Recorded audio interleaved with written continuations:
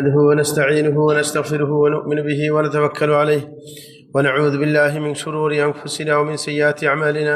من يهده الله فلا مضل له ومن يضلل فلا هادي له، وأشهد أن لا إله إلا الله وحده لا شريك له، وأشهد أن محمدا عبده ورسوله. أما بعد، فإن خير الحديث كتاب الله، وخير الهدي هدي محمد صلى الله عليه وسلم، وشر الأمور محدثاتها، وكل محدثة بدعة، وكل بدعة ضلالة. قال الله تعالى في كلامه المجيد والفرقان الحميد: أعوذ بالله من الشيطان الرجيم، بسم الله الرحمن الرحيم. ومن آياته أن خلق لكم من أنفسكم أزواجا لتسكنوا إليها وجعل بينكم مودة ورحمة إن في ذلك لآيات لقوم يتفكرون. وقال صلى الله عليه وسلم: تنكح المرأة لأربع: لحسنها ولحسبها ولدينها ولمالها فاظفر بذات الدين تربت يداك। প্রিয় ভাইরা আমার, মানুষের যখন বয়স সন্ধিক্ষণ আসে, যখন সে বালেগ হয়ে যায়, তখন তার যৌন খিদা নিবৃত্ত করার চেতনা তার মধ্যে জাগরিত হয়। এটা কেউ অশৃঙ্খলভাবে সেই তাড়নাকে নির্বাপিত করতে চায়, আর কেউ শৃঙ্খলভাবে। আল্লাহ জাল্লাহু পশু পাখি এদের জন্য যৌন খিদা নিবারণের কোনো শৃঙ্খলা রাখেননি। যেইভাবে পারে সেইভাবে তারা সেই খিদা মিটিয়ে নেওয়ার চেষ্টা করে। একমাত্র মানুষ এবং জিনের জন্য আল্লাহ জাল্লাহু সিস্টেম রেখেছেন, কারণ এর পিছনে আল্লাহ জাল্লাহু বিশাল উদ্দেশ্য রয়েছে। এই কারণে তাদেরকে শরীয় সম্মতভাবে আপনার শৃঙ্খলাবদ্ধ করেন বিবাহ বন্ধনে, এবং বিবাহ বন্ধনের গুরুত্ব শরীয়তে অনেক বেশি। একটা ফ্যামিলির গুরুত্ব শরীয়তে অনেক বেশি, শরীয় দিয়ে রাখেন। এই কারণে বিবাহ বন্ধন যে কোনোভাবে হয়ে যায় না, বরং এটার ভিত্তি আল্লাহ জাল্লাহু তৈরি করেছেন যে চারিত্রিক বৈশিষ্ট্যের ভিত্তিতে, ধার্মিকতার ভিত্তিতেই আপনার ফ্যামিলি গঠন হবে। এই কারণে রাসূল আকরাম সাল্লাল্লাহু আলাইহি ওয়াসাল্লাম অভিভাবকদেরকে উদ্দেশ্যে বলেছেন: ইযা আতাকুম মান তারদাউনা দীনাহু ওয়া খুলুকাহু ফাযাওয়িজুহু ওয়া ইল্লা তাফআলু তাকুন ফিতনাতুন ফিল আরদি ওয়া ফাসাদুন আরিদ। রাসূল বলেন, তোমাদের কাছে যদি কোনো ব্যক্তি যার চরিত্র ঠিক আছে, যার ধার্মিকতা ঠিক আছে, যদি প্রস্তাব নিয়ে আসে তোমাদের অধীনস্থ কারোর ব্যাপারে, তাইলে তার কাছে তোমাদের অধীনস্থকে বিয়ে দিয়ে দাও। যদি তা না করো, তাইলে দুনিয়ার মধ্যে ফিতনা সৃষ্টি হবে, ভয়ঙ্কর ফাসাদ সৃষ্টি হবে। তাইলে বিবাহ বন্ধনের যে মৌলিক গুণাবলী ঠিক করা হয়েছে, সেটা হচ্ছে চারিত্রিক ভিত্তি এবং ধার্মিকতার ভিত্তি। সুতরাং উদ্দেশ্য অনেক বড়, এই কারণে শৃঙ্খলাবদ্ধ করা হচ্ছে বিবাহ বন্ধনকে। এরকমভাবে আল্লাহ জাল্লাহু বিবাহ বন্ধনের পর স্বামী স্ত্রী সুন্দরভাবে নিয়মতান্ত্রিকভাবে চলাফেরার জন্য আদেশ করেছে। আল্লাহ বলেছেন: ওয়াশিরুহুন্না বিল মারুফ, যে মহিলাদের সাথে তোমরা জীবন যাপন করো কল্যাণের ভিত্তিতে। সুতরাং ভিত্তি খুবই দৃঢ়। এবং রাসূল আকরাম সাল্লাল্লাহু আলাইহি ওয়াসাল্লাম আপনার একে অপরের উপর জুলুম করা থেকে নিষেধ করেছেন। এরকমভাবে রাসূল আকরাম সাল্লাল্লাহু আলাইহি ওয়াসাল্লাম ফ্যামিলির মধ্যে যারা বয়োবৃদ্ধ থাকে, মাতা পিতা, তাদের প্রতি গুরুত্ব দেওয়ার জন্য বলেছেন।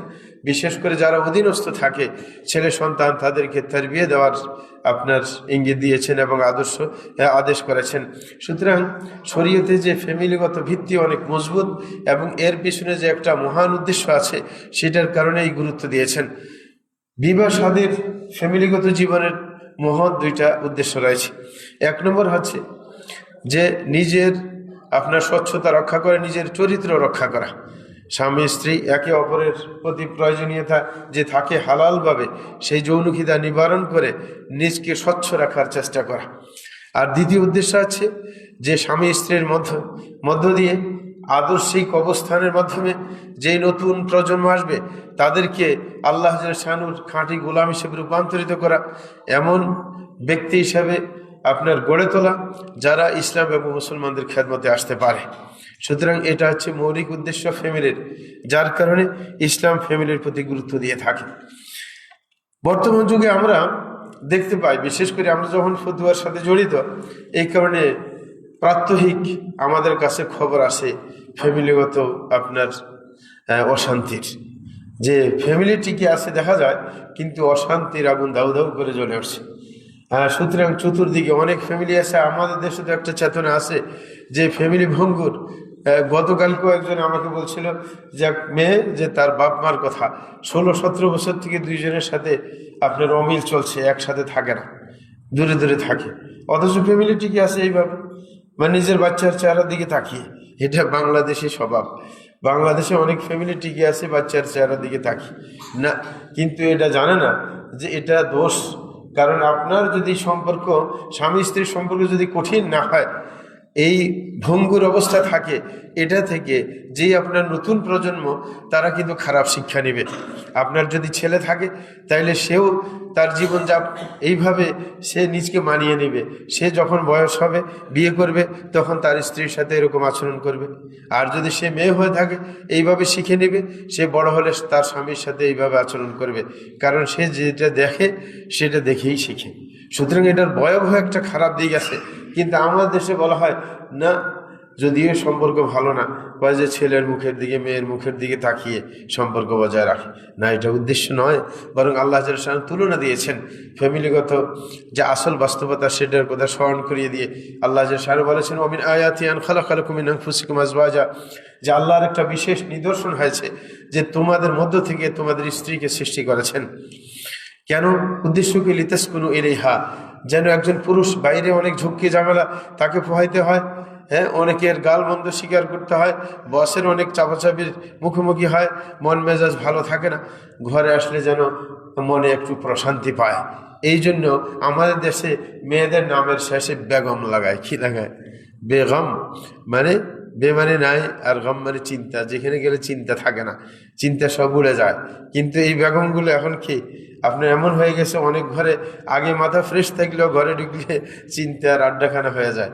মানে তখন ঘরে আর শান্তি পায় না। তখন অনেকে ঘরে সময় বেশি দিতে চায় না, চতুর্দিকে ঘুরেফেরা করে সময় শেষ করে যখন একবারে চোখে ঘুম আসে, তখনই ঘরে ফিরে আসে শুধু ঘুমানোর জন্য, সে শান্তির জন্য ফিরে আসে না। তো সুতরাং ব্যাপারটা উল্টো হয়ে গেছে। তো আল্লাহ তুলনা দিয়েছিল এই জন্য যে তোমরা যেন, কেন আমি সৃষ্টি করেছি তোমাদের জন্য স্ত্রী, যেন মনে প্রশান্তি পাও ঘরে ফিরে এসে। এবং আল্লাহ বলেছেন, ও যে আল্লাহ এরকম আমাদের তোমার রাহমা, এই কারণেই তো আমি একজন অনেক দূরের একটা ছেলে, অনেক দূরের একটা মেয়ে, যাদের কোনো দেখা দেখি কখনো হয়নি, বিবাহ বন্ধনের সাথে সাথে পরস্পরের ব্যাপারে তাদের ভালোবাসার সৃষ্টি হয়। দেখা যায় যে বিবাহ বন্ধনের পর পর একে অপরের প্রতি ভালোবাসা অনুভব করে, হ্যাঁ, তখন তার কিভাবে সুখ সমৃদ্ধি হবে সেটার চিন্তা করে। এটা আল্লাহর পক্ষ থেকে, এত হুট করে কোনো আগের পরিচয় ছাড়াই ভালোবাসা জন্ম দেয়, এটা আল্লাহই করেছেন। এই কারণে আল্লাহ তুলনা দিয়েছেন এটার, এবং বলছে ইন্না ফি যালিকা লাআয়াতিন লিকাওমিন ইয়াতাফাক্কারুন। আল্লাহ জাল্লাহু শানহু বলেন যে এই বিবাহ বন্ধন নিয়ে যদি তোমরা চিন্তা করো, অনেক নিদর্শন তোমরা খুঁজে পাবে। চিন্তাশীলদের জন্য অনেক নিদর্শন এখানে আছে। তাইলে আমরা বুঝতে পারলাম কি বিবাহ বন্ধনের একটা মহান উদ্দেশ্য রয়েছে আল্লাহর। এই কারণে বিবাহ বন্ধনের ভিত্তি হচ্ছে ধার্মিকতার ভিত্তি, কারণ এটার উদ্দেশ্য মহান। এই জন্য, এই কারণে যদি এই স্বামী স্ত্রীর এই বন্ধনের মধ্যে কোনো সমস্যার সৃষ্টি হয়, তাইলে সেটা দ্রুত সমাধান করে উদ্দেশ্য হাসিলের পিছনে ছুটতে হবে। এটাকে জিয়ে রাখা যাবে না। স্বামী স্ত্রী যদি দ্বন্দ্ব সৃষ্টি হয়, এটা দ্রুত সমাধান করতে হবে, এবং এটার সমাধান যারা করে দেবে এদের জন্য আল্লাহ শানু মহান সওয়াবের ব্যাপার রেখেছেন। এই কারণে ফ্যামিলির মধ্যে যে অশান্তি আসে, বর্তমানে অশান্তির সংখ্যায় বেশি। এই অশান্তি আসলে অশান্তি থেকে বেরিয়ে আসবো কিভাবে, সেটা আমাদের জানা দরকার। আজকের আলোচনার বিষয় হবে ফ্যামিলিগত অশান্তি থেকে উত্তরণের উপায়। যে ফ্যামিলির মধ্যে যে অশান্তি আছে, সেখান থেকে আমরা কিভাবে বেরিয়ে আসতে পারি। এটা দুইটা দিক রয়েছে। এক নম্বরে সে ধার্মিকতার দিক। কিছু ধর্মীয় কারণ আছে যেগুলা সঠিকভাবে পালন না করার কারণে ফ্যামিলির মধ্যে অশান্তির সৃষ্টি হয়। সুতরাং সেগুলা দূর করলে শান্তি ফিরে আসবে। আর দ্বিতীয় আরেকটা দিক আছে ফ্যামিলিগত দিক। ফ্যামিলিগত এমন কিছু ব্যাপার আছে যেগুলো ফ্যামিলির সাথে সংশ্লিষ্ট, সেগুলোর প্রতি ভ্রুক্ষেপ না করার কারণে ফ্যামিলিতে অশান্তি দেখা দেয়। সুতরাং সেই ব্যাপারগুলো ভালোভাবে খেয়াল দিলে আর এই অশান্তি আর থাকবে না। সুতরাং আমরা প্রথমটাই আগে ধরি, কারণ ফ্যামিলির ভিত্তি হচ্ছে ধর্ম। এই কারণে ধর্মীয় দিকগুলোই আমরা প্রথমে উপস্থাপন করার চেষ্টা করছি। এক নম্বর হচ্ছে ফ্যামিলিগত যদি অশান্তি দেখা দেয়, তখন সবাইকে কোরআন সুন্নাহর দিকে ফিরে আসতে হবে। কারণ কোরআন সুন্নাহর ভিত্তিতেই আপনার মনের প্রশান্তি আসবে, জীবনে শান্তি আসবে। আল্লাহ জাল্লাহু শানহু বলেন, মান আমিলা সালিহাম মিন যাকারিন আও উনসা ওয়া হুয়া মুমিন ফালানুহয়িয়ান্নাহু হায়াতান তাইয়্যিবাহ ওয়া লানাজজিয়ান্নাহুম আজরাহুম বিআহসানি মা কানু ইয়ামালুন। আল্লাহ জাল্লাহু শানহু বলছেন, যেই ব্যক্তি নেক আমল করবে, পুরুষ হোক সে মহিলা হোক, সাথে সাথে তার ঈমানও রয়েছে।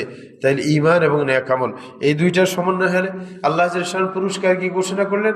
আল্লাহ বলেন, ফালানুহয়িয়ান্নাহু হায়াতান তাইয়্যিবাহ, তাহলে আমি তাদেরকে পবিত্র জীবন যাপন করার সুযোগ করে দেব, তাইলে তার জীবন পবিত্র হবে। আর পবিত্র জীবন হলে শান্তি অবশ্যই আসবে।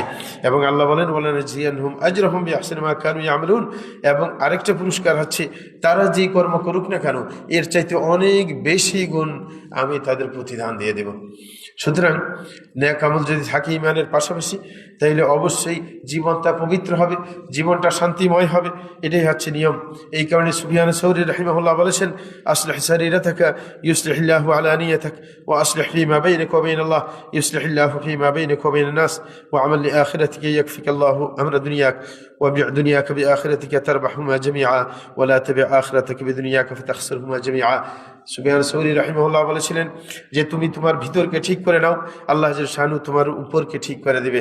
কিন্তু অনেকে আছে উপরকে ঠিক করে ভিতর বেঠিক থাকে, তাইলে ভিতরটাকে আগে ঠিক করে নিতে হবে, তাইলে উপরেরটা ঠিক করার দায়িত্ব আল্লাহ নেবেন। এবং বলছেন যে তোমার মাঝে আল্লাহর মাঝে যেই সম্পর্ক আছে এটাকে ঠিক করে নাও, তাইলে আল্লাহ শানু তোমার মাঝে অন্য মানুষের সাথে যেই সম্পর্ক আছে সেটা আল্লাহই ঠিক করে দেবেন।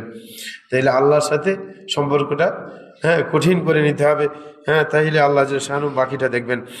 এরকম ভাবে উনি বলেন ওয়ামাল লিআখিরাতিকা ইয়াকফিকাল্লাহু আমরা দুনিয়াক, যে তুমি যদি আখিরাতের জন্য কাজ করো তাইলে আল্লাহ শান তোমার দুনিয়ার ব্যাপার দেখবেন, দুনিয়াকে ঠিক করে দেবেন। এবং ওয়াবিআ দুনিয়াকা বিআখিরাতিক, এবং তোমার দুনিয়াকে বিক্রি করে দাও আখিরাতের বিনিময়ে, তাইলে তুমি দুনিয়াও পাবে আখিরাতও পাবে। কিন্তু এর বিপরীতে করলে ওয়ালা তাবিআ আখিরাতাকা বিদুনিয়াক, তুমি আখিরাতকে দুনিয়ার বিপরীতে বিক্রি করে দেবে না, তাইলে দুটোটাকেই হারাবে। তাইলে এইখানে সুফিয়ান সৌরির কথা অনুযায়ী যে আল্লাহর সাথে সম্পর্কে ঘনিষ্ঠ করতে হবে, তাইলে আল্লাহ শানু মানুষের সাথে যে দূরত্ব থাকে সেটা গুছিয়ে দিবেন। তাইলে ফ্যামিলিগত যত আপনার কি ঝামেলা আছে সেগুলা যদি আল্লাহর সাথে সম্পর্ক ভালো করা যায় তাইলে সেটা আল্লাহ ঠিক করে দেবেন ইনশাআল্লাহ। দ্বিতীয় নম্বর, আপনার ফ্যামিলি অশান্তি আসলে অশান্তি দূর করার জন্য বেশি বেশি কোরআনের আশ্রয় গ্রহণ করতে হবে, কোরআনের চর্চা করতে হবে, কোরআন বেশি বেশি তেলাওয়াত করতে হবে, তাইলে আল্লাহ বরকত নাজিল করবেন। কোরআনের মধ্যে আল্লাহ নিজেই বলেন কিতাবুন আনজালনাহু ইলাইকা মুবারাক লিয়াদাব্বারু আয়াতিহি ওয়া লিয়াতাযাক্কারা উলুল আলবাব। আল্লাহ শানু বলেন যে আমি তোমার উপর কিতাব নাজিল করেছি, যে কিতাবটা হচ্ছে বরকতময়। যদি কোনো ফ্যামিলিতে আপনার কোরআনের চর্চা হয় আল্লাহ শানু বরকত ঢেলে দিবেন। এই কারণে আগের যুগে যত ফ্যামিলি ছিল এগুলো বেশি শান্তি ছিল বর্তমান যুগের ফ্যামিলির চাইতে, নাকি না? যারা বয়স্ক তারা দেখতেন আগের যুগে ফ্যামিলিগত অশান্তি কমই ছিল। কারণ আগের যুগে নিয়ম ছিল, আমাদের দেশে আমরা ছোটকালে দেখেছিলাম যে প্রত্যেক ঘরের বউয়েরা আপনার সকালে ফজরের সময় ঘুম থেকে উঠে প্রথম কাজ সালাত আদায় করা, তারপরে কোরআন তেলাওয়াত করে তারপরে নাস্তা পানি বানাইতে যাইতে, নাকি না? তাহলে তার শুরুই হয়তো ধার্মিকতা দিয়ে। এই কারণে ফ্যামিলিতে শান্তি ছিল, শৃঙ্খলা ছিল, কিন্তু সেটা এখন পালিত হচ্ছে না বিদায় অশান্তি দেখা দিয়েছে। এই কারণে শাইখুল ইসলাম ইবনে তাইমিয়া রাহিমাহুল্লাহ বলেন মা রাআইতু শাইআন ইউগাদ্দিল আকলা ওয়ার রূহা ওয়া ইয়াহফাযুল জিসম ওয়া ইয়াযমানু সাআদাতা আকসারা মিন ইদামাতি আন-নাযর ফি কিতাবিল্লাহ। তিনি বলেছেন যে আমি দুনিয়াতে এমন কোনো জিনিস দেখিনি যেটা মানুষের বুদ্ধির আপনার যে চাহিদা আছে সেটা পূরণ করবে, মানুষের রূহের চাহিদা পূরণ করবে, এবং মানুষের জীবনকে রক্ষা করবে, এবং মানুষের জন্য শান্তি নিয়ে আসবে কোরআন মাজিদ পড়ার চাইতে। কোরআন মাজিদ পড়লে সব কিছু হয়ে যায়, আপনার কি শান্তির একটা আধার সেটা। সুতরাং প্রত্যেকে যেন সকালবেলায় কোরআন মাজিদ পড়ার প্রতি গুরুত্ব দেন, সেটা অবশ্যই খেয়াল করতে হবে। বিশেষ করে আপনি যদি ফজরের পুরুষ যারা আছেন, ফজরের যখন নামাজ পড়বেন, পড়ার পরে ওই জায়গায় অবস্থান করবেন, কোরআন শরীফ পড়তে পড়তে যখন এশাকের সময় হয়ে যাবে, এশাক পড়ে যখন আপনার মসজিদ থেকে বের হবেন, মনটা দেখবেন ফ্রেশ হয়ে আছে একেবারে, ঠিক না? এইরকমভাবে যারা মহিলারা আছে তারা তো মসজিদে আসতে বাধ্য না, এই কারণে যেখানে সালাত আদায় করবে সেখানে সালাত আদায়ের পর বসে বসে জিকির আজকার করবে, কোরআন মাজিদ তেলাওয়াত করবে, এশাক পড়ে তারপরে কাজে ব্যস্ত হয়ে যাবে, তখন আল্লাহ বরকত দিবেন। আল্লাহ রাসূল সাল্লাল্লাহু আলাইহি ওয়াসাল্লাম বরকতের জন্য দোয়া করেছেন সকালবেলায়। এখন তো বর্তমানে সকালবেলায় বরকত পাওয়ার বিপরীতে আপনার বরকতের কাজ না করে ঘুমিয়ে পড়ে, সবাই ঘুম থেকে উঠে কি 8টা-9টার দিকে, এটাই হচ্ছে সমস্যা। তৃতীয় নম্বর যেটা ফ্যামিলির অশান্তি দূর করার জন্য, সেটা হচ্ছে দোয়াতে ব্যস্ত হতে হবে। অনেকে আছে ফ্যামিলির অশান্তি রাস্তাঘাটে ঘুরে ঘুরে আপনার বলে বেড়ায়, এতে তো অশান্তি আরো বাড়ে, মানুষের জানাজানি হয়, মানুষের ঠাট্টা করে, অনেক কথা বলে, ঠিক না? কিন্তু না, ফ্যামিলিগত অশান্তি হলে আল্লাহর কাছে ধর্ণা দিতে হবে। আল্লাহর কাছে ধর্ণা দিলে ফ্যামিলিগত অশান্তি সব দূর হয়ে যাবে। কারণ দোয়া হচ্ছে একটা অস্ত্রের মতো। আল্লাহ নিজেই আহ্বান করেছেন, উদউনি আস্তাজিব লাকুম, যে আমাকে ডাকো, আমি তোমাদের ডাকে সাড়া দেব। সুতরাং আল্লাহকে ডাকারই দরকার, সাড়া দেওয়ার জন্য তিনি রেডি রয়েছেন। এই কারণে যদি ফ্যামিলিগত অশান্তি দেখা দেয়, অবশ্যই আল্লাহর কাছে ধর্ণা দিতে হবে, শেষ সাথে উঠি কাঁদতে হবে আল্লাহর কাছে, তাইলে আল্লাহ সমাধান করে দেবেন। এরকম অনেক ফ্যামিলি রয়েছে যে পুরুষ খারাপ ছিল, কিন্তু স্ত্রী শেষ সাথে উঠি কান্নাকাটি করার কারণে একেবারে এই পুরুষ ভালোভাবে ঠিক হয়ে গেছে। এমন মানুষ হয়ে গেছে যে আর এরকম মানুষ আপনার এলাকায় খুঁজে পাওয়া যায় না, একবারে বিপরীত হয়ে গেছে। সুতরাং আপনার দোয়ার মাধ্যমে মানুষকে পুরোপুরি পরিবর্তন করা সম্ভব। কিন্তু অনেকে দোয়া করেন ঠিকই, কেউ বলবেন আমি তো দোয়া করি, কাজ হয় না। না, দোয়ার আদব আছে, আদবগুলো রক্ষা করতে হবে। দোয়ার আদব হচ্ছে সর্বপ্রথম দোয়া করার সময় ইয়াকিন থাকতে হবে যে আল্লাহ অবশ্যই আমার দোয়া কবুল করবেন, যদি লেগে যায় এরকম না, অবশ্যই দোয়া কবুল করবেন, কারণ তিনিই তো একমাত্র কবুল করার মালিক, আর কে কবুল করবেন? এই কারণে কঠিন বিশ্বাস নিয়ে দোয়া করতে হবে, বারবার নক করতে হবে আল্লাহর দরজায়। অনেকে আছে এক দুইবার দোয়া করে বস, চুপ করা যায় না, বারবার দরজায় আঘাত করবেন, এক সময় খুলবেই খুলবে। এই কারণে কখনো কি আপনার হাল ছাড়া যাবে না।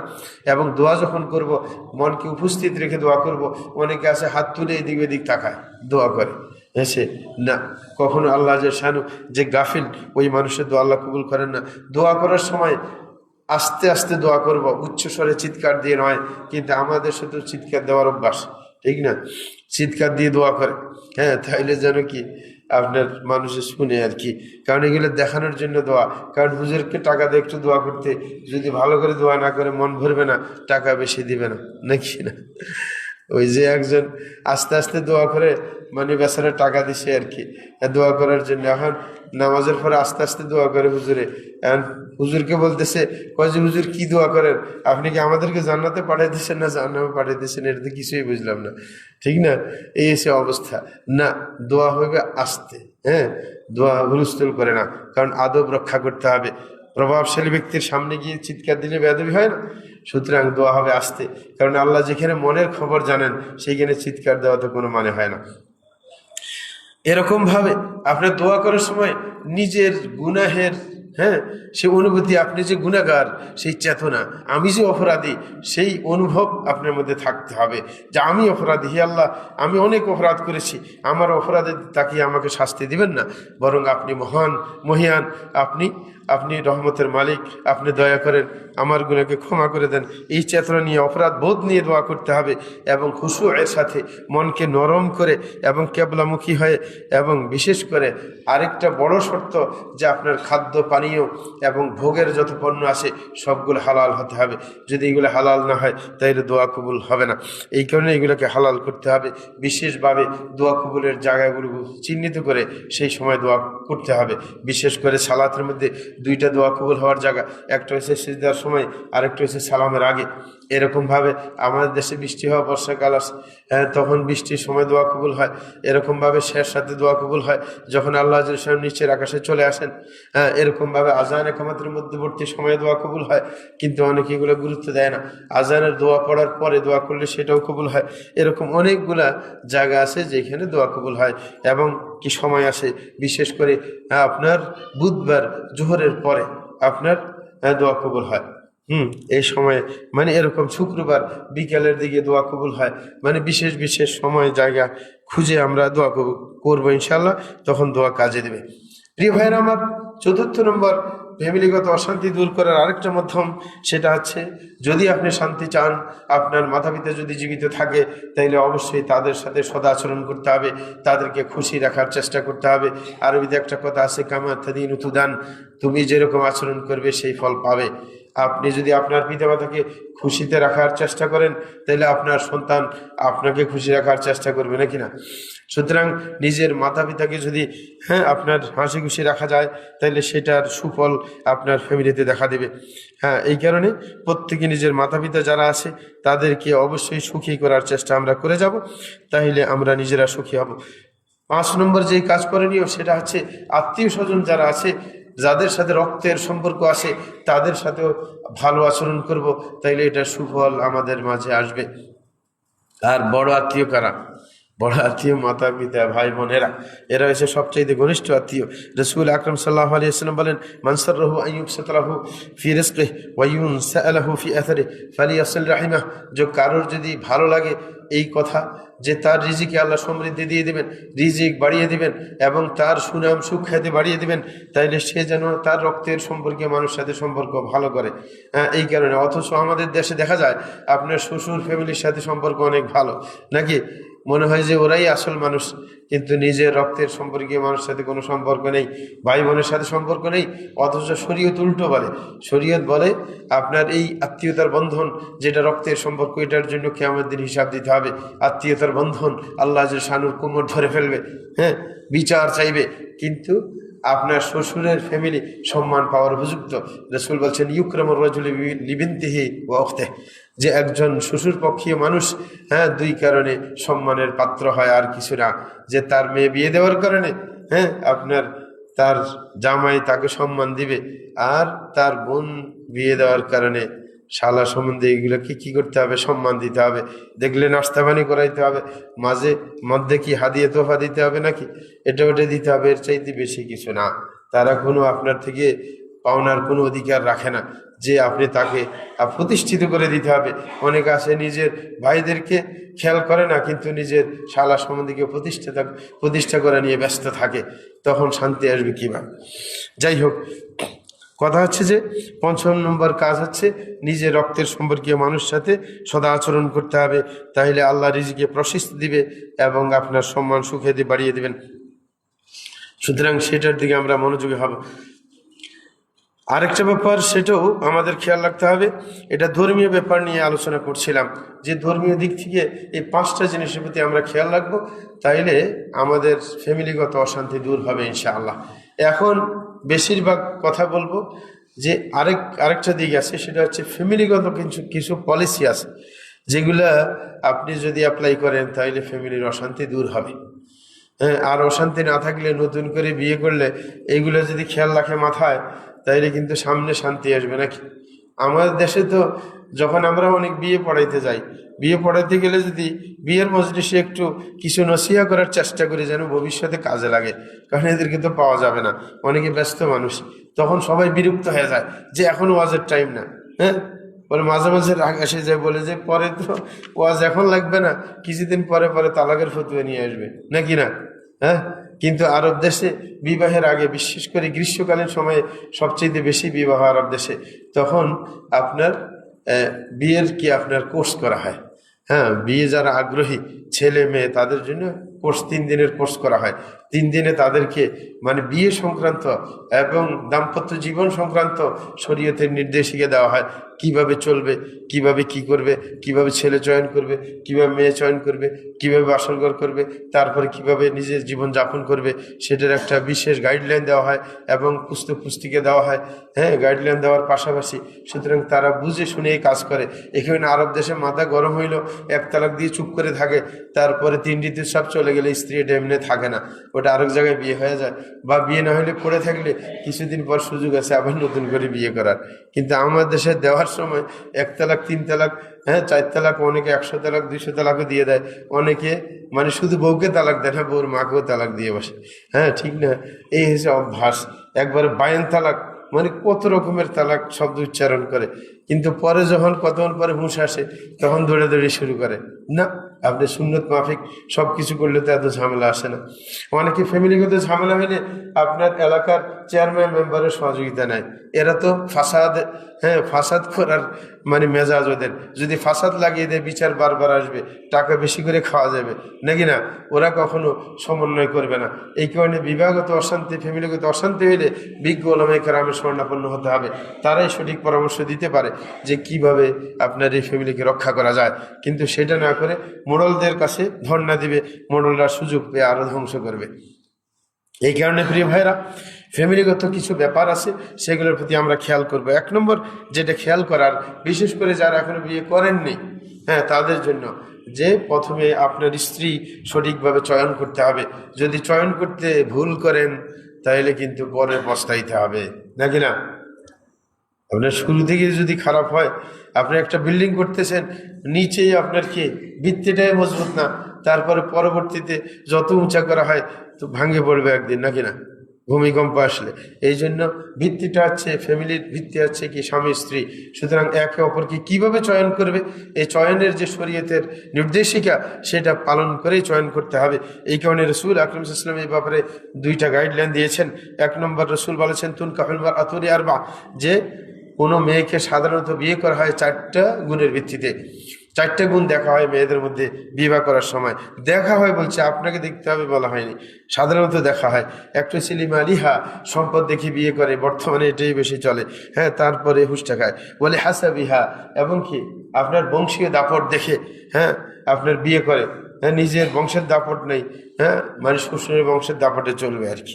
হ্যাঁ, এই দ্বিতীয় নম্বর। তৃতীয় নম্বর, সে সুন্দর দেখে বিয়ে করে, আর এই সুন্দরী অকাল হয়ে দাঁড়ায়। চতুর্থ নম্বরে, সে কিছু কিছু মানুষ ধার্মিকতা দেখে বিয়ে করে। রসুল পরামর্শ দিলেন ফাদফার বিদাতি দিন তারবিয়াত ইয়াদাক, যে তুমি সবচেয়ে গুরুত্ব যেটা দিবে সেটা হচ্ছে ধার্মিকতার, তাইলে তুমি সফল হবে। তাইলে আপনার স্ত্রী চয়নের ক্ষেত্রে ধার্মিকতাকে গুরুত্ব দিতে হবে, তাইলে সফলতা আসবে। আর যদি পাশাপাশি অন্যগুলো মিলানো যায়, এমনি অটোমেটিক মিলে যায়, সব তো একসাথে পাওয়া যাবে না। দুই একটা যদি আরো মিলানো যায়, সুন্দরী আর ধার্মিক যদি হয়, তাহলে ধরলেই। বংশীয় যদি মানে আপনার সম্মান থাকে, পাশাপাশি ধর্ম থাকে, তাহলে ভালো। কিন্তু না মিলাইতে পারলে ধার্মিকতাকে প্রাধান্য দিতে হবে। এরকম ভাবে পুরুষকে চয়ন করার ক্ষেত্রে রাসূল আকরাম সাল্লাল্লাহু আলাইহি ওয়াসাল্লাম গাইড দিলেন, বললেন ইযা আতাকুম মান তারদাউনা দীনাহু ওয়া খুলুকাহু ফাযাওয়িজুহু ওয়া ইল্লা তাফআলু তাকুন ফিতনাতুন ফিল আরদি ওয়া ফাসাদুন আরিদ। রাসূল আকরাম বলেছেন, তোমাদের কাছে যদি এমন ছেলে প্রস্তাব নিয়ে আসে যার ধার্মিকতা ঠিক আছে, যার চরিত্র ঠিক আছে। আচ্ছা, ধার্মিকতার ভিতরে চরিত্র আছে না, নাকি নাই? কিন্তু তারপরও চরিত্রকে ভিন্ন করে বলেছেন। অনেক দেখবেন খুব বড় বুজুর্গ বাইরে, কিন্তু ঘরে গেলে অবস্থা চেহারা ভিন্ন হয়ে যায়। কি এরকম আমাদের কাছে অনেক নালিশ এসেছে। হ্যাঁ, 1 বছরে একবার আমি এক জায়গায় খুতবাদি বাইরে ছিলাম, 1 ঘন্টা পরেই একটা মহিলা আমাকে কল করলো। তো যারা খুতবা দিতে নিয়ে গেছে, হ্যাঁ, মানে তার ব্যাপারে প্রথমে বলে না, অনেকক্ষণ কথা বলতেছে যে সাহেব এই এসে আমার ফ্যামিলিতে এই অশান্তি, এই অশান্তি, আমার পুরুষ এসে আমাকে ছেলে সন্তানের সামনে মারে, এটা করে সেইটা করে। হ্যাঁ, কিন্তু কে? আমি বলি কে সেই লোকটা? কে? বলে যে আমি বলবো না, বললে তো আপনি আকাশ থেকে পড়ে যাবেন। মানে অনেকক্ষণ পরে বললো যে ওই লোকটা আর কি, যে আপনাকে দাওয়াত দিয়ে নিয়ে আসছে। এই কয়ে যে বাইরের মানুষ একে মনে করে যে একবারে বিরাট পীর সাহেব, বিরাট ভালো মানুষ, যে ধর্মীয় কাজ করে, দিনই দাওয়াতি কাজ করে, কিন্তু ঘরে আসলে তার চেহারা ভিন্ন হয়ে যায়। মানে এখানে আসে সিংহের মতো, আমাকে মারবে, বাচ্চাকে মারবে, মানে তার চেহারা একবারে পরিবর্তন হয়ে যায়। এরকম কিছু মানুষ আছে, ঘরের মধ্যে তার চেহারা ভিন্ন হয়। হ্যাঁ, এটা মুশকিল। হ্যাঁ, সুতরাং এই কারণে আল্লাহ রাসূল সাল্লাল্লাহু আলাইহি ওয়াসাল্লাম ধার্মিকতার পাশাপাশি চারিত্রিক ব্যাপারের কথা বলেছেন। আর যে স্ত্রীকে ধরে মারে কথায় কথায়, এর চরিত্র ঠিক আছে? বদমেজাজি চরিত্রবান হয় না। হ্যাঁ, সুতরাং চরিত্রর ব্যাপারটা দেখতে হবে। আর এটা দেখবেন কিভাবে? এক ছেলে, তার খবর নিলে তার ফ্যামিলির, তার তার পিতা, তার চাচারা যারা আছে, এদের স্বভাব কি? কারণ মানে পরবর্তী জেনারেশন তার আগের মতো হয়। এই কারণে আরবিতে কথা আছে, কেউ যদি তার বাপের মতো হয়, এর কোনো দোষ নেই, কারণ ছেলে তো বাপের মতোই হবে। সুতরাং তার বাপ চাচারা তারা কিরকম আচরণ করে নিজের ফ্যামিলির সাথে, সেটা যদি জানা যায়, তাহলে তার ছেলেও ওইভাবেই আচরণ করবে, কারণ ছোট থেকে তো এইভাবে শিখে আসছে। এই জন্য তো সুতরাং ধার্মিকতার ব্যাপার ছেলেদের অবশ্যই খেয়াল করতে হবে। হ্যাঁ, এই কারণে এই নীতি মেনে যদি আমরা কাজ করি, তাইলে আমরা ইনশাআল্লাহ সফল হব। এখন একজন বলতে পারে যে আমরা তো তখন এই নীতি অবলম্বন করে তো বিয়ে করে নিই, এখন কি হবে? এখন কি তালাক দিয়ে দিবে, তাইলে আবার নতুন করে আরেকটা খুঁজবো? না না, ওটার দরকার নেই। আমার দেশে এই কাজ ভালো চোখে দেখা হয় না। এই কারণে কি করতে হবে? 2 জন পরামর্শ বসতে হবে, যে গাইডলাইন তো পাইছি, এরকম চয়ন করা দরকার ছিল, কিন্তু চয়ন যাই হয়ে গেছে, কিন্তু আমরা এখন কোয়ালিটিতে আসি। আমরা নিজেদের চারিত্রিক পরিবর্তন করার চেষ্টা করি, কি আমাদের অবস্থার পরিবর্তন করি, আমরা শরীয়ত মতো চলার চেষ্টা করি, তাইলে আমাদের ভবিষ্যৎ প্রজন্ম ঠিক হবে। হ্যাঁ, যারা আপনার দেশে এবং মুসলমানের কাজে আসবে, এরকম একটা প্রজন্ম আমরা উপহার দিতে পারবো জাতিকে। এই একটা চেতনা নিয়ে, উদ্দেশ্যকে সামনে নিয়ে আমরা ভালো হয়ে যাই, আমরা ভালো আচরণ করি, শরীয়ত মানার চেষ্টা করি, এরকম যদি প্রতিজ্ঞা করা হয় তাইলে তো হয়ে গেল, নতুন করে আবার বিয়ে করার দরকার নেই, নাকি না? তো সুতরাং উভয়ে যদি এরকম আল্লাহর আপনার তৌফিক কামনা করে নিজে প্রতিজ্ঞাবদ্ধ হয় শরীয়তের উপর চলার, তাইলে আপনার দেখবেন আস্তে আস্তে আপনার ফ্যামিলির অশান্তিটা শান্তিতে রূপান্তরিত হবে। প্রিয় ভাইরা, আরেকটা হচ্ছে অনেকে আছে মানে অন্য কাউকে ভালোবাসা দেখায়, নিজের স্ত্রী যার সাথে আসে বা নিজের স্বামী তাকে ভালোবাসা দেখায় না, প্রকাশ করে না, মনের ভাবটা প্রকাশ করতে হয়। এটা রসুল আকরাম সাল্লাল্লাহু আলাইহি ওয়াসাল্লামের নিয়ম। রসুল বলেছেন, ইদা আহাব্বা আহাদুকুম আখা ফালইউলিমহু আন্নাহু ইউহিব্বু, কেউ যদি কাউকে ভালোবাসে মাঝে মাঝে তাকে জানান দিতে হবে আমি তোমাকে ভালোবাসি, নাকি? মানে আপনি মনে মনে রাখবেন এটা হইলে হবে না, মাঝে মাঝে বলতে হবে আমি তোমাকে অনেক ভালোবাসি, এবং এই ভালোবাসার প্রকাশ ঘটাতে হবে, মাঝে মাঝে হাদিয়া নিয়ে আসতে হবে, নাকি? ঘরে সে যেটা পছন্দ করে নিয়ে আসবেন, তাহলে ভালোবাসার কি বইয়ের প্রকাশ ঘটবে। মাঝে মাঝে জানান দিতে হবে যে তোমাকে আমি ভালোবাসি, নাকি? এই কথা শোনার জন্য অনেকে একটা মাঝে মাঝে ফুল নিয়ে আসবেন, ভালোবাসার নতুন কি দেখা যাবেন। যাই হোক, তৃতীয় নম্বর যে কাজটা করণীয় সেটা হচ্ছে ফ্যামিলিগত জীবনে ভুলচুক হতেই পারে, কিন্তু এটা সবটা চোখে নেওয়া যাবে না, কোনোটা না দেখার ভান করতে হবে। অনেকে আছে যে কোনো জিনিস দেখলে ঘরে ঢুকেই এটা এরকম হয়েছে কেন, এটা এরকম হয়েছে কেন। একজন মহিলা তো গোটা দিন বসে আছে তোমার অপেক্ষায়, সে আসলে তুমি সুন্দর কথা বলবে এটাই চায়, শুরুতে যদি উল্টাপাল্টা তার দোষ খোঁজা শুরু করে তার তো এমনিই মন খারাপ হয়ে যাবে, নাকি না? এই কারণে আপনি সুন্দর করে সালাম দিয়ে ঢুকে তার সাথে সুন্দর আলাপ করবেন, তা মানে বিনিময় করবেন ভালো কথা, উল্টো কথা না। এই কারণে কোনো সময় কিছু ভুল দেখলে যেটা অনাকাঙ্ক্ষিত ভুল, যে এটা ইচ্ছাকৃত করে নাই, হঠাৎ করে হয়ে গেছে, এগুলো না দেখার ভান করবেন। অনেকে বাচ্চার ক্ষেত্রে এরকম করে, বাচ্চা হঠাৎ করে হাত থেকে গ্লাস পড়ে গেছে, ভেঙে গেছে, আপনি আরেক দিকে তাকাবেন, ওর ধমক দেওয়ার দরকার নেই, না দেখার ভান করবেন, তাইলে ও মনে করবে যে খেয়াল করে নাই। কিন্তু আবার খেয়াল করে আবার চুপ করে থাকলে এটাও আবার ঝামেলা। এই কারণে ভুল দেখলে ছোট ভুল না দেখার ভান করতে হবে, এটাকে আরবিতে তাগাফুল বলে। এই তাগাফুলটা শরীয়তে অনেক গুরুত্বপূর্ণ, আমাদের দেশে এই তাগাফুলটা নাই। ইমাম শাফি রাহমাতুল্লাহ আলাইহি বলছেন তিসআতু আশারি হুসনিল খুলুক ফি তাগাফুল, তিনি বলছেন একজন ভালো চরিত্রবান হওয়ার জন্য তাগাফুলটা হচ্ছে তার 10 ভাগের 9 ভাগ। আপনি যদি ভালো চরিত্রবান হইতে চান তাইলে আপনার চরিত্রের 10 ভাগের 9 ভাগই তাগাফুল থাকতে হবে, মানে দোষ দেখে না দেখার ভান করতে হবে। এই সবার দোষ যদি দেখতে শুরু করেন, নিজেও আপনার শান্তি নিজেরও চলে যাবে। কি আপনি যদি সব দোষ দেখেন আপনি নিজে তো অশান্ত হয়ে যাবেন। আপনি যদি পুরো দেশের দোষ দেখেন, সমাজের দোষ দেখেন, নিজে করবেন আমি কোথায় আছি, নাকি? না দেখার ভান করেন, আপনি মনে করবেন আমি শান্তিতে আছি, নাকি?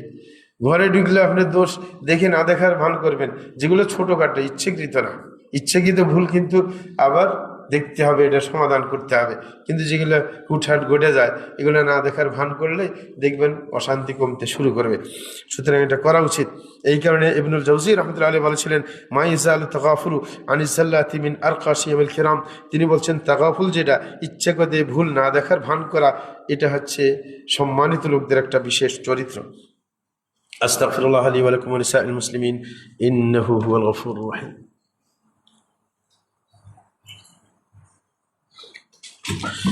আলহামদুলিল্লাহ রাব্বিল আলামিন ওয়া সলাতু ওয়াসসালামু আলা সাইয়্যিদিল মুরসালিন নবিয়িনা মুহাম্মদ ওয়া আলা আলিহি ওয়া সাহবিহি আজমাইন, আম্মা বা'দ। প্রিয় ভাইরা আমার, আরও কিছু বিষয় ফ্যামিলিগত রয়েছে যেগুলোর দিকে দৃষ্টি দিলে ফ্যামিলিগত অশান্তি দূর হয়। তার মধ্যে 4 নম্বর হচ্ছে যে সর্বদা কারোর ভালো কাজ দেখলে প্রশংসা করতে হবে। অনেকে আছে নিজের ঘরের স্ত্রী কোনো ভালো কাজ করলে প্রশংসা করে না, সে উৎসাহিত হয় না।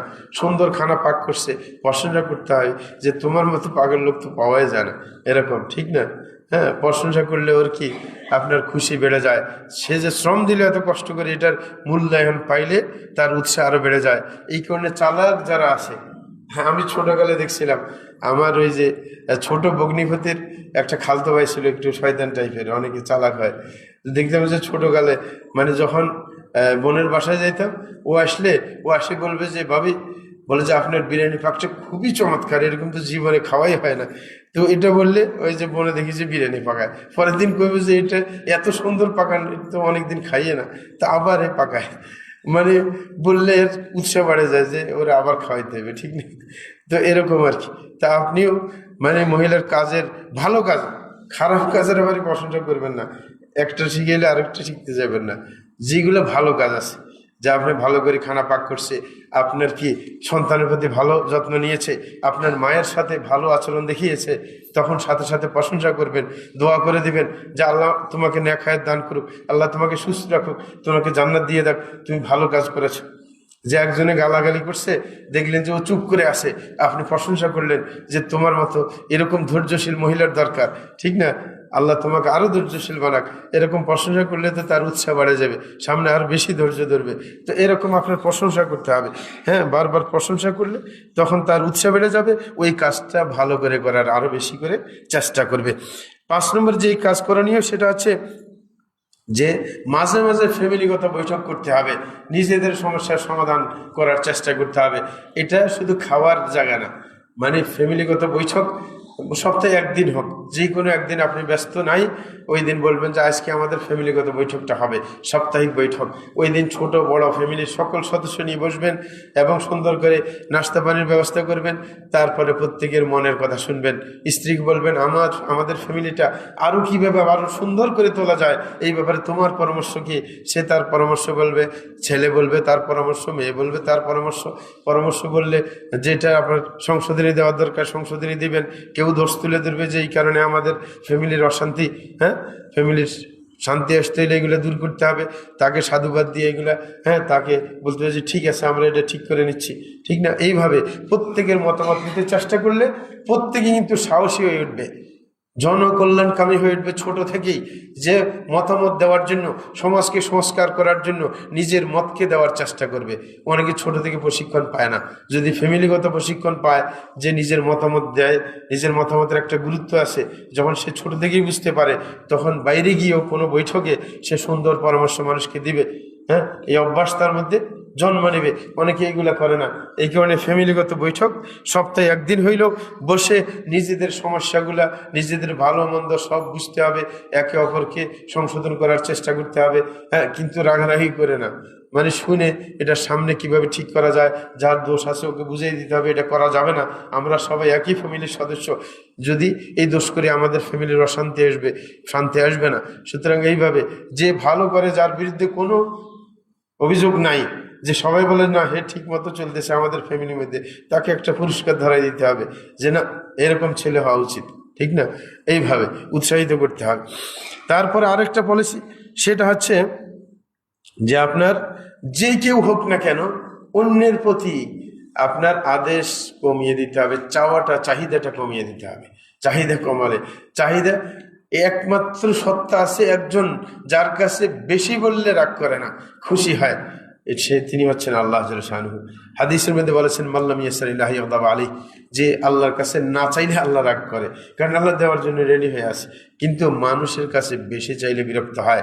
স্ত্রীর যদি বারবার আমাকে এটা আনে দিতে হবে, এটা আনে দিতে হবে, এটা আনে দিতে হবে, এটা আনে দিতে হবে, মানে দেওয়ার শক্তি থাকলেও শেষ পর্যন্ত পুরুষ বিরক্ত হয়ে যায়। এই যে গতকালকে আমার কাছে তালাকের মশলা নিয়ে আসছে, আপনার ফ্যামিলি ভালো, ধার্মিক ফ্যামিলি, কিন্তু কোনো অজুহাত নাই, একজন আরেকজনকে ভালোবাসে, যখন আমাকে ফোন করছে মেয়ে কাঁদে দিচ্ছে, বলে যে আমি ওকে জীবন দিয়ে ভালোবাসি। তো সমস্যা হইলো কেন? সমস্যা হইলো ওই যে বেশি, ও বাসায় ঢুকলে আমার এটা লাগে, ওটা আনলে না কেন, ওটা আনলে কেন, ওর মাথা গরম হয়ে যায়, কারণ পুরো দিন অন্য কাজে থাকে। তো না, চাহিদাটাকে সীমিত করে আনতে হবে, চাহিদাটাকে সীমিত করতে হবে। যেই হোক, পুরুষ আসে আবার কি ঘরে ঢুকলে মাত্র এটা করো সেটা করো, আমাকে পানি এনে দাও, আমার এটা করো, আমার ওটা করো, মানে অস্থির বানিয়ে ফেলে। তাইলে তো হবে না। না, কিছু আপনি করেন আপনার কাজ। রাসূল আকরাম সাল্লাল্লাহু আলাইহি ওয়াসাল্লাম নিজের কাজ ঘরে নিজেও করতেন, নাকি না? হ্যাঁ, এটা হযরত আয়েশা রাদিয়াল্লাহু তাআলাকে যখন জিজ্ঞাসা করা হয়েছে যে রাসূল ঘরে থাকলে কি করেন, তো হযরত আয়েশা বলছেন কানা ইয়াকুনু ফি মিহনাতি আহলি, বলে যে তিনি ঘরে নিজের স্ত্রীদের কাজে সহযোগিতা করতেন। ফাইদা হাদরাতিস সালাহ খারাজা ইলাইহা, কিন্তু সালাতের টাইম আসলে তাড়াতাড়ি মসজিদে চলে যেতেন। অনেকে আবার এই কথা শুনি মানে ঘরের পাকের শাকের কাজ শুরু করবে, দেখা যায় জামাত চলে গেছে নাকি। হ্যাঁ, না, এরকম না, সুযোগ সুবিধা মতো একটু সহযোগিতা করতে হবে। দেখা যায় যে বাচ্চা আছে কান্নাকাটি করে, পাক শাক করতে ঝামেলা, একটু তাকে রাখবে, ঠিক না? আর বাচ্চাকে নিয়ে মসজিদে যেতে সমস্যা নেই। কি রাসূল সাল্লাল্লাহু আলাইহি ওয়াসাল্লাম ওনার নাতনি লুবাবাকে নিয়ে মসজিদে আসছে, কোলে করে নিয়ে তারপরে সালাদ পড়াইছেন, সেজদার টাইমে নিচে রাখছেন, নাকি না? সমস্যা নেই। সুতরাং আপনার ফ্যামিলিতে আসে আপনিও বেশি চাইবেন না, হ্যাঁ, কিছু কিছু নিজেও করতে হবে। সব কিছু হাতের কাছে থাকলে বলে যে এটা দাও ওটা দাও, মানে ঘরে পুরে ফেরেশান, ওকে অর্ডার না, এত অর্ডার দরকার নেই, নিজেও কিছু করতে হবে, ঠিক না? যেটা নিজের দ্বারা হয় না অন্যকে। তাইলে প্রত্যেকের মানে চাওয়াটা কমিয়ে নিতে হবে, কিছু চাইতে নিজে নিজে পূরণ করতে হবে, তাইলে আপনার স্বস্তি ফিরে আসবে। নাইলে যদি এরকম আদেশ নিষেধ শুরু করা হয় তখন আরেকজন বিরক্ত হবে, এটাই নিয়ম। এখানে আরেক হাদিস আছে, হযরত আয়েশা বলেন যে নাম কান রাসূলুল্লাহ সাল্লাল্লাহু আলাইহি ওয়াসাল্লাম ইয়াখসিফুনা আলা ওয়া ইয়াখিতু থাওবাহু ইয়ামালু ফি বাইতিহি কামা ইয়ামালু আহাদুকুম ফি বাইতিহি। হযরত আয়েশা বলেন রাসূল সাল্লাল্লাহু আলাইহি ওয়াসাল্লাম ঘরে থাকার সময় তিনি নিজের জুতা ছিঁড়ে গেলে নিজের জুতা আপনার ঠিক করে নিতেন, এবং নিজের কাপড় ছিঁড়ে গেলে সেটা সেলাই করে নিতেন এবং ঘরের কাজ করতেন। তাইলে তিনি তো বলতে পারতেন যে আমার জুতাটা সিলে দাও, আমার কাপড়টা ছিঁড়ে গেছে সিলে দাও, কিছু নিজে করতেন। হ্যাঁ, মানে তাইলে চাহিদাটা কমাই দিতে হবে। যত চাইবেন আরেকজন বিরক্ত হবে, যতই দেওয়ার অধিকারী হইলেও কিন্তু বারবার চাইলে বিরক্ত হয়। হ্যাঁ, এরকম ভাবে আরেকটা কাজ, সেটা হচ্ছে যে ঘরের মধ্যে যেটা আমার দেশে সবচাইতে অবহেলিত, সেটা হচ্ছে নিজের প্রতি যত্ন না নেওয়া। পুরুষ মহিলা উভয়ে যতক্ষণ ঘরে থাকে, হ্যাঁ, তখন নিজের প্রতি যত্ন নেয় না, নিজের পোশাক পরিচ্ছদ সুন্দর পরে না। যেমন স্ত্রী দেখা যায় যে আপনার এতক্ষণ ফাঁকশাক করছে যে এই কাপড় দিয়ে, স্বামীর সাথে শুইতে আসো এই কাপড় নিয়ে, ওটা তো আপনার পাকঘরের গন্ধ, নাকি খাবারের গন্ধ বাইরে না ওই শাড়ি থেকে, ওই জিনিস থেকে না, ভিন্ন ড্রেস সুন্দর করে সাজতে হবে। হ্যাঁ, কারণ স্বামীর জন্যই তো সাজা, নাকি? দেখা যায় যে পুরুষকে বসাই বেড়াইতে যাবে 1 ঘন্টা লাগে সাজে, কিন্তু পুরুষের জন্য কোনোদিন সাজে না। তাইলে আরেকজনের সাজগোজ দেখলে পুরুষের চোখ পড়বে না? হ্যাঁ, নিজে সাজে দেখলে তো। আরব দেশে কিন্তু এগুলোর গুরুত্ব দেওয়া হয়। স্বামী যখন বাইরে যায় সেজে গুজে বসে থাকে স্বামীকে অভিবাদন জানানোর জন্য, তখন তো সে আসে, মনটা এমনি ভালো হয়ে যায়, নাকি? আমাদের কিন্তু পুরুষের জন্য সাজার এই অভ্যাস আমাদের বাঙালি মহিলাদের মধ্যে নাই, না, এটাকে অবশ্যই গুরুত্ব দিতে হবে। এই কারণে আরব দেশে দেখবেন আপনার পিছনে মহিলা বসে না, আমাদের দেশে যাদের গাড়ি আছে বাচ্চা বাপের পাশে বসে। আর আমাদের দেশে তো ড্রাইভিং করে না পুরুষ, আরব দেশে তো পুরুষে ড্রাইভিং করে, দেখা যায় স্ত্রীটা তার পাশে থাকে, বাচ্চাগুলো পিছনে থাকে। হ্যাঁ, কারণ মহিলা চায় যে আমার সাথে ওর সম্পর্ক যত ঘনিষ্ঠ হবে তত ফ্যামিলিতে শান্তি আসবে। হ্যাঁ, অনেকে বাচ্চাকে নিজের কাছে রাখে বেশি, না? হ্যাঁ, বাচ্চা দূরে। হ্যাঁ, এগুলো হচ্ছে কি ফলের মতো, আপনার গাছটাকে আগে যত্ন নিতে হবে, গাছ নষ্ট হয়ে গেলে তো এখন আর ফলে আসবে না, নাকি না? ঠিক না? তো এই গুরুত্ব দিতে হবে। অনেকে এগুলোর কোনো গুরুত্ব নাই। এই কারণে হযরত আপনার আবু দারদার বাসায় যখন সালমান ফার্সি গিয়েছিলেন, যখন দেখছেন উম্মু দারদা কাপড় চোপড় একবার সুন্দর নাই, ময়লা টয়লা লেগে আছে, তখন উনি কি আপত্তি তুললেন যে তোমার বাড়িতে তোমার স্বামী আছে না, যে তুমি এরকম পোশাক পরিচ্ছদ পরো কেন, এগুলো তো মানানসই না, তুমি কেন সাজে গুজে চলো না? তখন উম্মু দারদা বলছিল যে আমার স্বামী তো এমন স্বামী যে আমার দিকে তাকানোর সময় পায় না, সে শুধু প্রত্যেক দিন রোজা রাখবে, পুরো রাত তাহাজ্জুদ পড়বে, আমার সাথে থাকেও না, আমার দিকে তাকাও না। হ্যাঁ, ঠিক না? তাই আমি সাজবো কার জন্য? তাইলে এটা আইব, সে ঘরে সেজে না থাকা।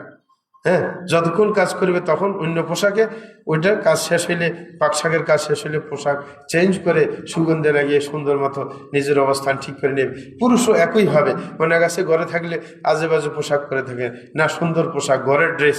হ্যাঁ, এটা পুরুষের জন্য। আরবদের পুরুষের ঘরের ড্রেস ভিন্ন আছে, ঘরে পরার ড্রেস, সেগুলো সুন্দরভাবে পরে সাজসজ্জা করে রাখবে যেন তাকে ভালো লাগে। সুতরাং এটার খেয়াল করতে হবে, নিজের ব্যক্তিত্ব যেন আপনার নিজের ফ্যামিলির সামনেও কি ফুটে ওঠে, সেটা চেষ্টা করতে হবে। আরেকটা ব্যাপার, সেটা হচ্ছে অনেক সময় নিজের অনেক চাহিদাকে সীমিত করতে হবে নিজের অন্যের ফ্যামিলির অন্য সদস্যের সুবিধার জন্য। হ্যাঁ, অনেকে আছে, যেমন এখন দেখা যায় সৌদি আরব যখন ফ্যামিলিগত ভিসা বাইর করা সহজ হয়ে গেছে, অনেকে নিজের ওই স্ত্রীকে নিয়ে যাবে, বাচ্চা কাচ্চা সবগুলো নিয়ে চলে গেছে, দেখা যায় যে 6 মাস 1 বছর ছিল, পরে বাচ্চাগুলো গোল্লাই গেল, আর পড়ার মেজাজ নাই। 1 বছর যদি পড়া থেকে দূরে থাকে তাহলে এই জিন্দিগি তার মানুষ হবে? অনেকের ফ্যামিলি ধ্বংস হয়ে গেছে। না, আপনার কিছু চাহিদাকে সীমিত করতে হবে ফ্যামিলির অন্য সদস্যের সুবিধার জন্য, জলাঞ্জলি দিতে হবে ভবিষ্যতের কথা চিন্তা করে। অনেক আছে বাচ্চাকে শিক্ষক মার দিলে মানে খেপে যায়, মানে শাসানোর জন্য। না, নিজের এই যে কষ্ট লাগলো আপনি তাকে বলতে হবে, বুঝাইতে হবে যে দোষ করছিলে এই কারণে তো তোকে আঘাত করছে, কিন্তু কি দরকার আঘাত করতে, ছোট মানুষ তোকে তো আদর করবে, ঠিক না? ওরকম বললে না, আপনার একটু খারাপ লাগবে বাপ হিসেবে, কিন্তু এটাকে সহ্য করে নিতে হবে, তার ভবিষ্যৎ কল্যাণের দিকে চিন্তা করে। আপনি এরকম শাসাইলে তো ওই বেচারা বদয়া দিলে শেষ শেষ। হ্যাঁ, আর এই বাচ্চা তো মানুষ হবে না শেষ পর্যন্ত। সুতরাং নিজেদের অনেক চাহিদাকে সীমিত করে নিতে হবে, আপনার নিজের সদস্যদের, ফ্যামিলির অন্য সদস্যদের দিকে তাকিয়ে। এরকমভাবে আরেকটা ব্যাপার, সেটা হচ্ছে নিজের আপনার মাতা পিতার চাহিদাকে অগ্রাধিকার দিতে হবে অন্যদের উপরে। আর এটা ভবিষ্যতে তার আপনার প্রতিচ্ছবি আপনি দেখতে পাবেন। আপনি যদি মাতা পিতার দিকে খেয়াল করেন, আপনার সন্তানরা আপনার দিকে খেয়াল করবে। সৌদি আরবের একটা জাজ্জল্য ঘটনা, রিয়াদের মধ্যে এক বেচারা মানে স্কুলে অনেক সময় অঙ্কনের কাজ শেখায়। হ্যাঁ, আপনি স্কুল থেকে ডিউটি দিয়েছে যে প্রত্যেকে নিজের বাড়ি, কে কেমন বাড়ি চায় সেটা যেন অঙ্কন করে নিয়ে আসে। মানে একটা বাড়ি নিজের জন্য ভবিষ্যতের, যে রুম টুম, কোন রুমে কে থাকবে কি করবে অঙ্কন করে যখন নিয়ে আসে। ব্যাস, বাপ ডিউটি থেকে আসে দেখতেছে ছেলে বাড়ি অঙ্কন করতেছে, তখন বাপে উৎসাহী হয়ে জিজ্ঞাসা করতেছে যে ঠিক আছে তুমি কি কাজ করতেছো, বলে যে আমি ঘর আঁকতেছি আমার। হ্যাঁ, বলে যে ঠিক আছে আমাকে বলো কোন কোন রুমে কে থাকবে। তখন ও দেখাইতেছে এই রুমে আমি থাকবো, এই রুমে আমার স্ত্রী থাকবে, এই রুমে আমার ছেলে থাকবে, এই রুমে আমার মেয়ে থাকবে। হ্যাঁ, এরকম বলতেছিল। কতক্ষণ পরে বলে যে তাইলে তোমার আব্বু কোথায় থাকবে? বলে যে আমার আব্বু ওই যে নিচে যে ড্রাইভারের রুম আছে না, হ্যাঁ, যে বাড়ি পাঠা দেয় ওর পাশের রুমে থাকবে। ঠিক আছে না? বেচারা সংকেতটা ভালো করে বুঝছে, কারণ যা দেখে ওইভাবে শিখে। এই বাফার রাখছে কোথায়? ওই নিচে নিচে দারোয়ানের রুমের পাশের রুমে বাপকে থাকতে দিছে। ছেলে ওইভাবে অঙ্কন করছে যে তুমি ওখানে থাকবে। হ্যাঁ, আমি যখন বড় হয়ে যাব তোমার জায়গা ওইখানে। সাথে সাথে নিচে গিয়ে বাপের কান্দে টান্দে বাপকে উপরে তালে নিয়ে আসছে, একটা রুম দিছে। দেখা যায় যে জায়গা তো ঠিকই হয়ে গেছে। হ্যাঁ, নিজের ভবিষ্যতের জায়গা। সুতরাং আপনি আপনার মাতা পিতার যেই কোনো চাহিদাকে, যেটা শরীয়ত সম্মত, সেটাকে অগ্রাধিকার দিবেন, তাইলে আপনার সন্তান আপনার চাহিদাকে অগ্রাধিকার দিবে, তাইলে ফ্যামিলিগত শান্তি ইনশাআল্লাহ আসবে। আরেকটা হচ্ছে যে কখনো নিজের যে কোনো মতামতকে আরেকজনের উপর চাপিয়ে দেওয়ার চেষ্টা করবেন না। অন্যের মতামতকেও গ্রাহ্যে নেবেন। হ্যাঁ, যুক্তিসঙ্গতভাবে খণ্ডন করবেন। অন্য মত দিলে যে না এটা এরকম হইলে তো ঠিক হচ্ছে না, যদি অযৌক্তিক হয়, আর যৌক্তিক হলে সেটাকে গ্রহণ করবে, এটা কোনো নিচুতার আলামত না যে আপনি নিচু হয়ে গেলেন না। আরেকজনের সুন্দর পরামর্শ আসতেই পারে। হ্যাঁ, সুতরাং নিজে হটকারিতা দেখাবেন না, নম্র হতে হবে। আরেকটা হচ্ছে যে প্রত্যেকটা সদস্যের সাথে হাসি খুশি আর সবসময় থাকতে হবে। অনেকে আছে ঘরে আসলে না হাসি খুশি নাই, না, বাচ্চা কাচ্চা সবার সাথে হাসি খুশি আচরণ করতে হবে। এটা চায়, ওরা চায় দীর্ঘক্ষণ আপনাকে না পেয়ে আপনার প্রতি আকাঙ্ক্ষিত থাকে যে আপনি তার সাথে সুন্দর আচরণ করবেন, হাসি খুশিতে থাকবেন, কিছু খেলাধুলা করবেন ছোট বাচ্চার সাথে, কিন্তু না, সেগুলো না করলে তো আর শান্তি আসবে না। এরকমভাবে নিজকে আদর্শবান করে গড়ে তুলতে হবে। হ্যাঁ, অনেক আছে নিজে আদর্শবান না, সন্তানকে আদর্শবান বানাইতে চায়। সন্তানকে চাই যে সে নামাজ পড়ুক, নিজে ঘুমিয়ে থাকে নাকি? সন্তানকে চাই যে সে মাদক দ্রব্য থেকে দূরে থাকুক, কিন্তু সন্তানকে বলে আমার জন্য সিগারেট নিয়ে আয় নাকি? তাইলে কিভাবে হবে? এটা তো অসম্ভব। আপনি নিজেকে আদর্শবান হতে হবে, নিজের সন্তানের কথা খেয়াল করে, তাইলে ফ্যামিলিতে শান্তি এমনিতেই আসবে। প্রিয় ভাইরা, আরেকটা কাজ, সেটা হচ্ছে আমাদের দেশে অনেকে করে থাকেন, কেউ কেউ করেন না, ধার্মিকরা করতে সুযোগ পান না অনেক সময়। সেটা হচ্ছে মাঝে মাঝে আপনার নিজের স্ত্রী সন্তান কিনে বের হতে হবে, কারণ তারা চার দেয়ালের ভিতরে আবদ্ধ থাকে, সব সময় বাইর হতে পারে না। এই কারণে মাঝে মাঝে বাইর হওয়ার চেষ্টা করতে হবে। যেরকম শুক্রবারে মসজিদে নিয়ে আসা, এটা একটা বাইর হওয়া। এরকমভাবে কোনো আপনার ভালো জায়গা, যেখানে ঘুরার জায়গা আছে, নিরাপদ জায়গা আছে, যেখানে পর্দা পুশিদা নিয়ে বাইরে অবস্থান করা যায়, কোনো পার্কে বা কোথাও সুবিধা থাকলে সেখানে যাবে। হ্যাঁ, নতুবা কমপক্ষে টাকাওয়ালা হলে মাঝে মাঝে নিজের স্ত্রী সন্তান কিনে উমরায় চলে যাবে নাকি? মানে একটু সবর টবর করে আসলে মনটা ফ্রেশ হয়ে যায়। এই কারণে মাঝে মাঝে বাইর হওয়ার চেষ্টা করতে হবে নিজের সাধ্য অনুযায়ী।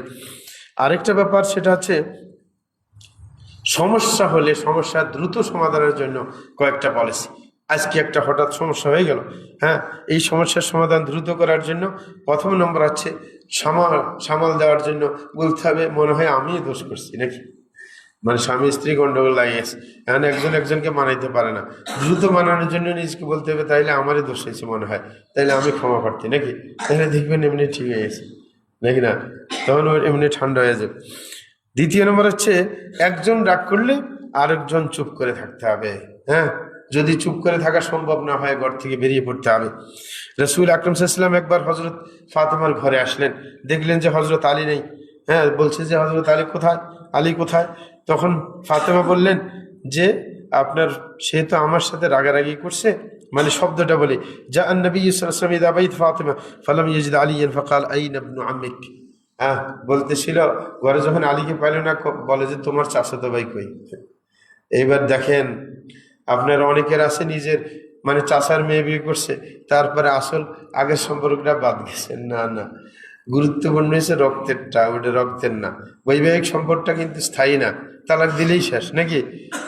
রাসূল আকরাম সাল্লাল্লাহু আলাইহি ওয়াসাল্লাম মেয়েকে জিজ্ঞাসা করছে কি তোমার জামাই কই, এটা বলছে না, বলছে আইনা ইবনু আম্মিক, তোমার কি চাচাতো ভাই কোথায়।